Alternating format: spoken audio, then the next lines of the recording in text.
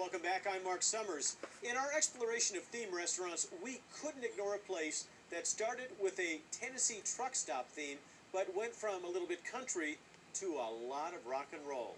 Check out the secret storage of the Hard Rock Cafe and learn whose guitar got the restaurant to change its tune. Elegant dining and soft music go hand in hand. But if you're a fan of down-home cooking, you might prefer a cafe that rocks. We celebrate the spirit and the history and the culture of rock and roll. There's music everywhere you go here. There's music playing. It's on the TV monitors. There's people wearing pins and stuff from bands they like, whatever. Since 1971, the Hard Rock Cafe has been an icon due to its harmonious decor. The musicians are famous worldwide, and see their memorabilia up on the wall that they've actually worn and things they've signed. It's fascinating. This bastion of bebop began in the early 70s with two very special guitars. Eric Clapton used to come into the original Hard Rock Cafe in London. In an effort to mark his favorite spot in the cafe, he donated that red Fender lead guitar you see behind me. Pete Townsend found out about it and sent down the other guitar with a note saying, "Mine's as good as Eric's." With 54,000 pieces of memorabilia, the Hard Rock collection is valued at over $32 million. Much of it is stored in a hidden warehouse.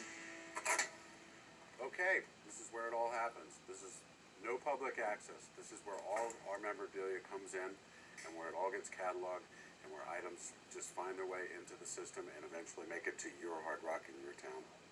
Every day, more pieces are donated to the collection or purchased by the Hard Rock.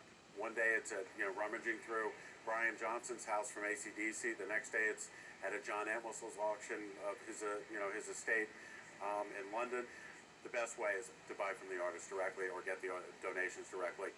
Instead of just hanging a guitar on the wall, designers carefully map out each display to tell a chronological story of the history of rock and roll. What we try and do is create a total picture. If I have a piece of clothing from a particular artist, I like to have a picture of the artist wearing that clothing.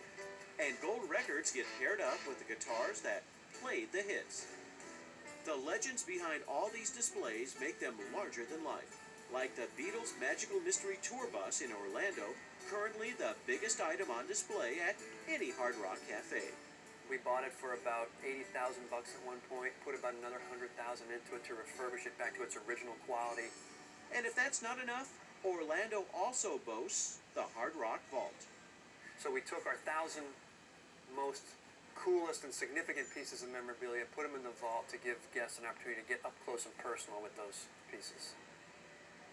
One-of-a-kind instruments abound, and colorful costumes are within feather's reach. And even though there are 110 Hard Rock restaurants in over 40 countries, there's no shortage of music memorabilia. The artists view this as a badge of honor to have their guitars, their clothes displayed on the walls of the Hard Rock.